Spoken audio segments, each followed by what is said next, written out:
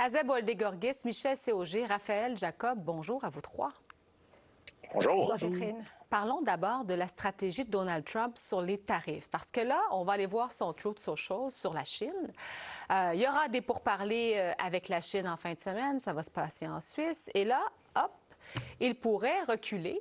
Je pense pas qu'il va dire reculer, vous me direz, là, mais en tout cas, il pourrait abaisser, les droits de douane à 80 plutôt que 145 sur la Chine. Tout ça dépend de Scott Bessent, le secrétaire au Trésor. Je disais, il dira pas qu'il recule, là, Azeb, lui, là. Non, Scott Bessent, en fait, il y a beaucoup de pression sur lui parce que voilà, c'est quand même un bras de fer qui dure depuis quelques semaines entre la Chine et les États-Unis. Donc, il a dit voilà, c'est à toi de jouer, Scott, en Suisse. Il faut que tu arrives à négocier quelque chose. Ce que ça montre, en tout cas, c'est que Donald Trump a la volonté vraiment d'arriver avec une entente avec la Chine. Mais 80%, ça reste quand même astronomique là, comme droit de douane sur la Chine, surtout quand on regarde toutes les importations que les États-Unis font de la Chine. Donc, on va voir un peu comment ça va se passer, mais ça montre quand même une volonté de Donald Trump. Et on sent que la Chine n'est pas vraiment pressée. On ne les entend pas beaucoup. Là, Xi Jinping, il est à Moscou en train de célébrer la victoire des Alliés sur l'Allemagne nazie. On sent déjà qu'il y a vraiment un rapprochement entre la Chine et la Russie. Et Donald Trump, lui, le temps presse parce qu'il y a une pression quand même ici aux États-Unis pour qu'il y ait une entente avec la Chine. Vous savez, le fabricant de jouets Mattel, par exemple, il a dit qu'écoutez, Donald Trump, son pari là, de refaire venir les usines, les manufactures aux États-Unis. Il a déjà dit que ça ne va jamais marcher, ça ne va pas marcher. Donald Trump tout de suite a rétorqué en disant je vais commencer à mettre des droits de douane de 100% sur les jouets. Mais c'est juste pour vous donner une idée que au niveau des gens d'affaires ici aux États-Unis, ces droits de douane, on ne comprend pas vraiment l'objectif qu'a Donald Trump là-dessus. Michel? Peut-être qu'il n'a pas d'objectif, que l'objectif, c'est de semer un peu plus le chaos dans l'économie américaine. Mais bon, là, il va faire reculer ça à 81, pourquoi pas 12, pourquoi pas 3,96, je ne sais pas. À un moment donné, l'imprévisibilité du président tue sa politique. Et c'est ça qui est actuellement le problème. Tout à l'heure, vous avez montré le président du port de Los Angeles. On est en train de mettre les débardeurs à pied là, dans les ports de la côte ouest américaine parce qu'il n'y a plus de bateaux qui rentrent de Chine. Le mal que ça fait à l'économie américaine commence à se faire sentir, mais commence seulement. À un moment donné, ça va faire très mal. Et là, on verra ce que le président veut vraiment faire. Parce que s'il est capable de dire, ben là, je peux commencer à bouger sur le chiffre, à un moment donné, il va peut-être bouger sur le principe même des tarifs. Et quelle sera l'attitude de la Chine dans ces négociations-là, Raphaël?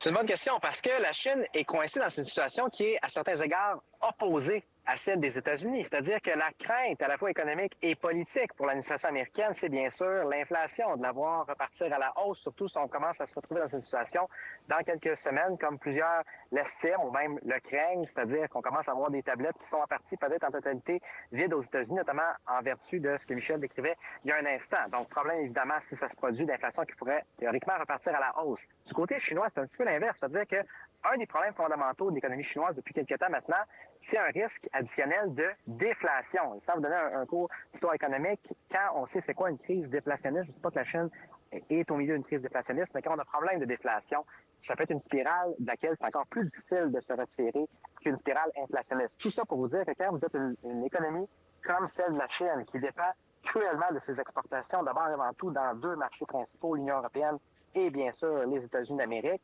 ces tarifs-là doivent prendre le bord le plus rapidement possible. Une fois que ça s'est dit, une chose dont je pense qu'on a très peu parlé qui est importante de réaliser, c'est-à-dire que Michel parlait de la nature arbitraire des tarifs, il a raison de le faire, que ce soit 80 145 d'où viennent ces nombres-là, on ne le sait pas. Mais dans tous les cas, que ce soit 10, 100 ou 200 est-ce que les autorités américaines sont vraiment capables de les faire appliquer? Ou est-ce qu'il n'y a pas au contraire beaucoup de firmes chinoises présentement qui, par une foule de moyens de contournement, réussissent à esquiver, ne serait-ce qu'en partie, ces tarifs-là. Je donne un exemple très, très simple. Des firmes chinoises qui sous-évaluent la valeur des biens qu'ils exportent ou qu'elles exportent aux États-Unis. Donc, tout ça pour vous dire que c'est un casse-tête à la fois du côté américain et du côté chinois. Je vous soumettrai que la pression, elle est forte des deux côtés, même si on ne le laisse pas nécessairement toujours entièrement transpirer. Mais en même temps, la Chine, ça fait quelques semaines où M. Trump disait « Ah, la Chine doit nous appeler pour négocier ». On n'a pas eu beaucoup de réactions de la Chine, Michel. Non, mais la patience est une vertu chinoise que n'a pas M. Trump. Ouais. Alors, pour M. Trump, ça presse. Il peut pas continuer extrêmement longtemps à faire ça. La Chine a les défauts de ses qualités. C'est un pays avec une économie centralisée, avec le Parti communiste qui dirige le pays. Alors, la Chine est capable beaucoup plus d'imposer une discipline à son secteur économique et d'attendre. Alors, les objectifs et les façons de procéder sont vraiment très différents dans les deux pays. Donald Trump qui annonçait hier cette entente, ce partenariat ASEB avec le Royaume-Uni. C'est la première entente finalement depuis le début de cette guerre commerciale mondiale. Oui, et puis il a annoncé ça vraiment en grande pompe. Mais en fait, est-ce que cette entente survivra-t-elle le temps, en fait? Parce qu'en fait, il n'y a rien... Vous savez, l'ACO, par exemple, avec le Canada, c'est quand même un traité qui est ratifié par le Congrès. Cette entente-là, on n'a pas encore vraiment les détails. Il n'y a rien qui a été vraiment signé, si vous voulez. Donc, il n'y a rien qui oblige, en fait, les États-Unis à respecter l'entente qu'ils auront signée. Mais en tout cas, c'est sûr que pour Donald Trump, c'était extrêmement important de faire cette annonce-là avec le Royaume-Uni. Le Premier ministre Keir Starmer était là. Donc les États-Unis veulent vraiment que le marché britannique s'ouvre, par exemple, aux produits agricoles américains comme le bœuf. Il va y avoir également des transactions sur les Boeing, les avions. Donc ils ont vraiment annoncé ça en grande pompe. Un des architectes de cette entente-là, c'est l'ambassadeur britannique aux États-Unis, Peter Mandelson, qui, vous savez, lui, c'était l'architecte du New Labour en Grande-Bretagne. Il travaillait avec Tony Blair, Gordon Brown. Donc c'est quelqu'un qui est assez très respecté au Royaume-Uni, et donc on sent vraiment que c'est un peu lui qui a tiré un peu les ficelles là-dessus. Mais cette entente, est-ce qu'elle va durer? On ne sait pas encore, et je pense que, mais pour Donald Trump, c'était important d'avoir cette image, surtout le lendemain où le président de la Réserve fédérale disait qu'il va y avoir une inflation, que l'économie va ralentir. Psychologiquement, pour les Américains, ils ont besoin d'entendre que voilà, il a réussi à quand même signer, ou en tout cas à s'entendre avec les Britanniques. Et est-ce que ça peut envoyer quelques signaux au Canada pour justement, dans ces tentatives de négociation, Raphaël, cette entente-là? Oui et non, c'est-à-dire que c'était, je vous soumettrais peut-être le traité, et Azeb a raison de le mentionner, c'est même pas techniquement un traité, disons que c'était l'entente technique, peut-être la plus facile à aller chercher. De un, parce que le Royaume-Uni, contrairement à bien d'autres pays, incluant le Canada, n'a pas de surplus commercial avec les États-Unis. Elle a un déficit commercial. Donc, l'argument sur lequel M. Trump insiste depuis des mois, il ne l'avait pas face au Royaume-Uni. Ça, c'est une chose. L'autre chose, c'est la dimension peut-être plus politique de la chose.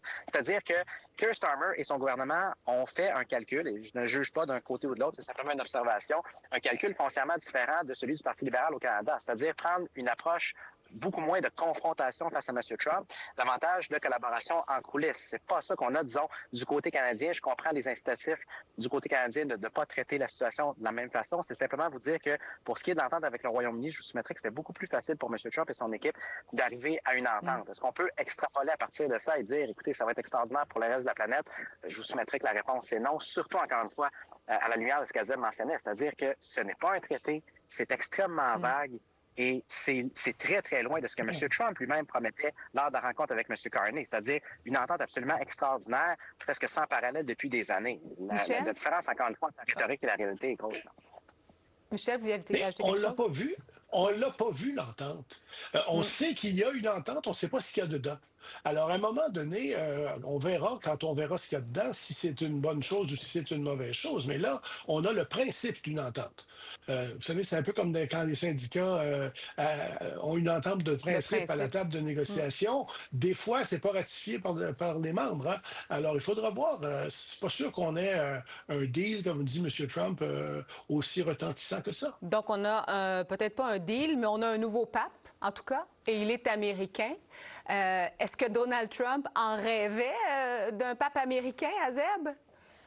Écoutez, il était très content. En tout cas, il était ravi. Et vous savez, tout ce qui est historique, sans précédent, et surtout sous sa présidence, Donald Trump était sincèrement heureux que ce soit un pape américain. Mais ce qui est intéressant, c'est que ce pape, on le sait, est plutôt progressiste. Et vous savez, Steve Bannon, là, qui était associé quand même à Donald Trump et qui est encore très, très actif dans le mouvement MAGA, lui, il aurait préféré le pape africain de la Guinée, le cardinal Sarah, parce qu'il est beaucoup plus conservateur, il est pro-vie, il est contre les mariages gays, etc. etc. Donc, ce qui est intéressant, c'est que beaucoup d'Américains, hier, on en a rencontré pour prendre des réactions, et ils disaient, oui, c'est très bien qu'il soit américain. Certains très conservateurs disaient, par contre, c'est quoi sa position sur les mariages de personnes divorcées, par exemple, ou encore sur les mariages gays. Alors, il y en a un qui nous a même parlé de la communion de politiciens qui sont pro-choix, et que vraiment, ce pape-là, il va trahir un peu la foi catholique. D'autres Américains nous disaient, au contraire, c'est très bien qu'on ait un pape américain, ça va être un peu le contrepoids de Donald Trump. Il va peut-être ramener Donald Trump à la réalité, le rendre peut-être un peu plus humain. Peut-être que Donald Trump, puisque c'est un pape américain, va peut-être un peu plus l'écouter. Donc, il y avait ça aussi, beaucoup d'espoir, en tout cas, des États-Unis, des Américains envers ce pape, c'est sûr. Raphaël? Oui, Catherine, il y a un type d'élection par rapport auquel je ne prétends avoir absolument aucune expertise. Ce sont des élections papales. Oui. Je vais laisser mon temps de parole à Michel là-dessus. Mais quand même, vous nous aviez montré on va revenir à vous, Michel, mais cette photo qui a fait beaucoup réagir, parce qu'on s'en parlait du pape vendredi dernier, puis et on disait, ben là, Donald Trump voulait être pape. On la voit, cette photo générée par l'IA, qui a quand même fait beaucoup réagir les catholiques, et pas toujours de bonne façon aux États-Unis. Michel, je vous cède la parole, donc. Il y a 75 millions de catholiques aux États-Unis. C'est énorme. Et en plus de ça, ils sont en plus grande proportion dans les États clés, là, les fameux États clés dont on a parlé dans toute la campagne électorale. Pennsylvanie, Michigan, des choses comme ça. Et eux, ils l'ont pas trouvé drôle. Non? Ils ont trouvé que c'était un manque de respect total envers leur religion. Enfin, beaucoup de gens l'ont exprimé comme ça. Alors, je suis pas sûr que c'était un bon coup de M. Trump, mais je pense que le pape va être très occupé à parler d'immigration. C'est un sujet sur lequel ce qui lui tient à cœur, pour qui il est très important. Et là-dessus, il est à peu près évident que ce ne sera pas en parlant des mêmes positions que du président Trump. Et on a déjà vu qu'il avait répondu à J.D. Vance sur les réseaux sociaux à un moment donné avant d'être élu. Alors, je pense pas qu'on a un pape trumpiste, loin de là. Non, absolument. Quoiqu'il, effectivement, il est né aux États-Unis, mais il a vécu longtemps au Pérou aussi, donc premier pape nord-américain. Azeb, vous vouliez nous parler d'un premier groupe de réfugiés sud-africains blancs qui devrait arriver aux États-Unis la semaine prochaine. Des gens qui disent subir du racisme. Caroline Leavitt qui en a parlé d'ailleurs aujourd'hui. On va aller l'écouter puis on revient ensuite. This group in South Africa has faced racial persecution. In fact, the government there has vowed to take away their farmland that they own. And so the president has talked significantly about this. Azeb? Ben voilà, écoutez, c'est intéressant de voir la différence. Donald Trump parle de ces réfugiés. Il faut préciser que ce sont des Sud-Africains blancs. C'est le pays qui a eu quand même l'apartheid pendant très longtemps. Et quand vous voyez les journalistes sud-africains, ils disent que c'est pas du tout vrai, que vraiment les personnes sont extrêmement bien traitées. C'est le contraste avec tous ces migrants clandestins qui sont aux États-Unis, qui sont sans papier, où il y a vraiment une véritable rafle pour les renvoyer dans leur pays. Certains, on ne sait même pas si ce sont des criminels ou pas. Ils sont envoyés directement dans cette prison au Salvador. Donc, ces personnes-là devraient normalement arriver lundi. On parle de 60 personnes, 60 afrikaners qui vont venir. On sent aussi qu'il y a un peu l'influence de Elon Musk, qui est quand même originaire d'Afrique du Sud. Son père vit là-bas. Et eux, en fait, ce que l'administration dit, voilà, ces personnes blanches subissent du racisme en Afrique du Sud. Donc, il faut qu'ils se réfugient aux États-Unis. Donc, on leur déroule en quelque sorte le tapis rouge. Donc, il y a vraiment un contraste avec la situation d'autres réfugiés aux États-Unis. Raphaël? Oui, sans litiger la situation sud-africaine, c'est sûr que d'un point de vue de perception politique aux États-Unis, ça donne une bouée absolument extraordinaire aux adversaires de M. Trump, surtout sur les questions migratoires, en réduisant ça essentiellement à une question littéralement noir et blanc. Il veut chasser les personnes noires des États-Unis, les personnes brunes même à la limite des États-Unis, alors qu'il fait carrément venir proactivement des personnes blanches. Donc, au niveau de la perception, je vous soumettrai que c'est problématique pour M. Trump. Et c'est curieux d'un point de vue stratégique, dans la mesure où ce type-là a connu des percées absolument remarquables pour un candidat républicain en 2024, notamment auprès des communautés à la fois hispaniques et noires. Donc, c'est effectivement, en ce qui me concerne, là, carrément faire un cadeau à l'opposition d'un point de vue politique. Michel? Euh, D'abord, ils ne sont pas sujets à de la persécution, les Blancs d'Afrique du Sud. J'entendais un porte-parole de la Maison-Blanche dire on leur vole leur terre. Non, c'est une loi que le gouvernement sud-africain a fait passer pour donner des terres non occupées, non cultivées à des fermiers noirs. C'est pas exactement la même chose. Il y a une grosse nuance là. Alors, moi, je suis tout à fait d'accord avec Raphaël. C'est quelque chose qui peut tout à fait nuire à M. Trump parce qu'il y a un accent raciste là-dedans. Il est très difficile de dire le contraire. On parlait de négociations avec la Chine en fin de semaine pour Scott Bessent. On va parler maintenant de pression pour la paix en Ukraine. Donald Trump qui continue de faire pression sur la Russie, qui demande un cessez-le-feu de 30 jours, Azeb. Oui, de 30 jours. En fait, sur la Russie et l'Ukraine, vous savez, on entend plusieurs messages, plusieurs sons de cloche, si vous voulez. D'une part, on a l'impression que les États-Unis veulent se retirer de la médiation, ils veulent laisser l'Ukraine et la Russie s'entendre, en tout cas s'entendre sur des lignes directrices. C'est ce que le vice-président J.D. Vance avait écrit. Il faut qu'ils s'entendent d'abord et puis après, on pourra parler de médiation. Il y a cette entente aussi sur les terres rares qui a été signée quand même avec les États-Unis et l'Ukraine. Et là, on sent que Donald Trump veut vraiment faire pression sur Vladimir Poutine. En tout cas, ce que les médias américains rapportent, c'est qu'il y a vraiment, c'est plus vraiment l'amour au fond entre Trump et Poutine et qui met vraiment la pression sur Vladimir Poutine. Qu'est-ce qui est vrai, qu'est-ce qui n'est pas vrai, on ne le sait pas parce qu'on sait quand même qu'ils s'entendent très bien.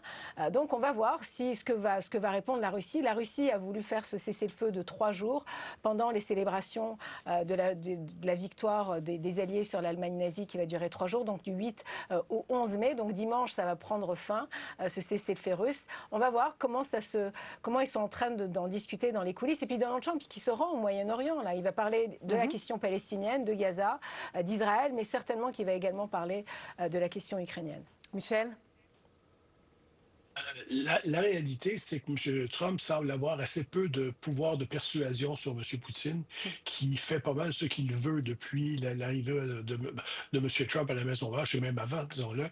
Alors, à un moment donné, l'idée d'être gentil avec M. Poutine dans l'espoir que ça donne quelque chose, par exemple, un cessez-le-feu en Ukraine, ça semble pas du tout être conforté par les faits.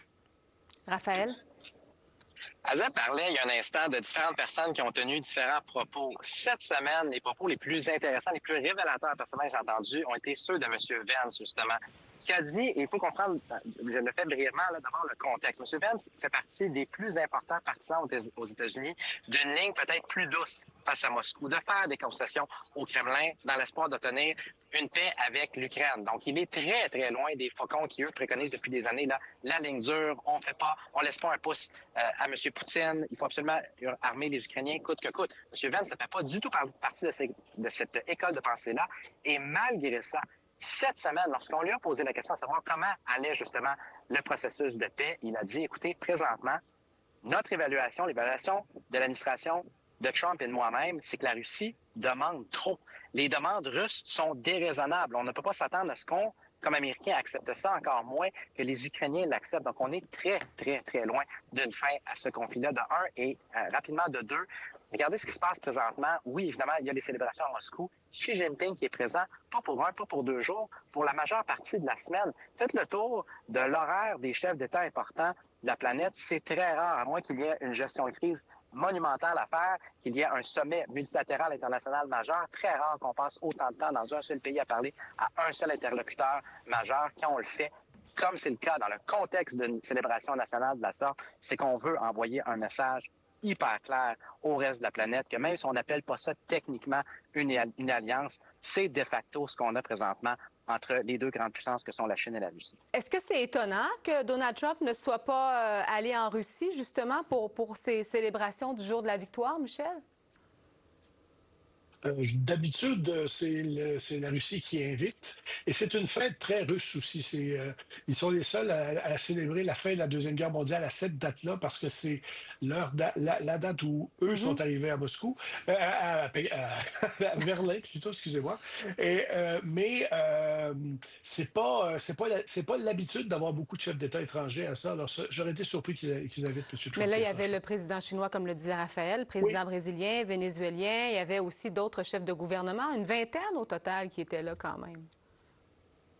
Oui, mais les Américains ne vont pas d'habitude Non, à ces c'est ça. choses-là.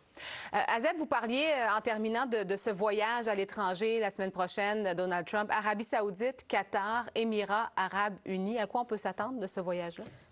C'est un voyage extrêmement important là pour Donald Trump. Vous savez que le seul voyage qu'il avait fait avant, c'était pour la mort du pape François. Donc là, il va rencontrer, il va avoir énormément de discussions sur la situation à Gaza. C'est ce que la Maison-Blanche nous indique sur ce qui se passe en Israël. Il paraît qu'avec Netanyahou, ça ne va pas très bien non plus. Il y a énormément de pression aux États-Unis aussi pour qu'il y ait un cessez-le-feu, pour que les otages soient libérés également de Gaza. Donc il va y avoir des discussions là-dessus, voir s'il peut négocier un cessez-le-feu. Un voyage extrêmement important, c'est Steve Witkoff, son envoyé qui a été à plusieurs reprises dans cette région-là, qui a aussi été à Moscou rencontrer Vladimir Poutine. Mais là, bon, il va être question de Gaza et certainement qu'il va être question également de l'Ukraine. Donc peut-être qu'il va y avoir une entente, puisque le président se déplace. Peut-être qu'il va y avoir une entente ou un cessez-le-feu dans un de ces deux pays-là. Raphaël? Oui, sans spéculer, ce que je mentionnerais, c'est un petit peu ce que Azeb a mentionné, c'est-à-dire que si ça n'avait pas été du décès du pape, de l'ancien pape, je devrais dire, M. Trump aurait effectué son premier voyage officiel en terre étrangère la semaine prochaine. Et soit dit en passant, c'est la même chose qu'à pareille date ou pareil stade, disons, il y a 8 ans. C'est-à-dire, premier voyage formel international après des mois en fonction en Arabie Saoudite. Ça aussi, disons que ça envoie un message économique et énergétique assez clair. Vous avez le mot de la fin, Michel? J'ai très hâte de voir comment M. Trump va cesser d'émuler son premier mandat. Parce que là, il fait exactement, comme disait Raphaël, exactement le même voyage qu'au premier mandat. Ça ne l'avait pas tellement aidé. Il n'y avait pas eu de résultat extraordinairement concret de ça. Alors, s'il cessait encore, il faudra voir quelle conclusion il en tire. Azeb, Michel, Raphaël, merci beaucoup. Je vous en prie. Au revoir. Au revoir.